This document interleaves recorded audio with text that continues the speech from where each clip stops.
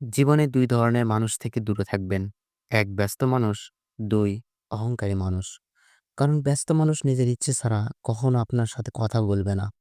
আর অহংকারী মানুষ কখনো নিজের স্বার্থ ছাড়া আপনার পাশে থাকবে না।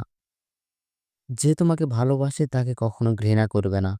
আর যে তোমাকে বিশ্বাস করে তাকে কখনো ধোঁকা দিবে না। সব সহ্য করা যায়, কিন্তু প্রিয় মানুষের অবহেলাটা সহ্য করা যায় না। তোমার হাত ধরে পথ চলতে চেয়েছিলাম সারাটি জীবন, কিন্তু মাঝপথে যে তুমি হাতটা ছেড়ে দিবে তা আমি কল্পনাও করতে পারিনি।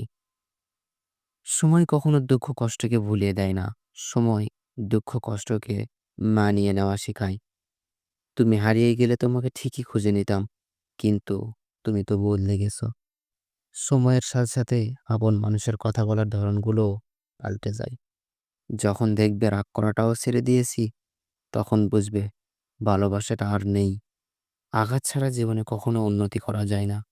ভালোবাসা এমন একটা জিনিস, সম্পর্ক নষ্ট হয়ে গেলেও অনুভূতি হয়ে রয়ে যায় বারবার কষ্ট দেওয়ার জন্য।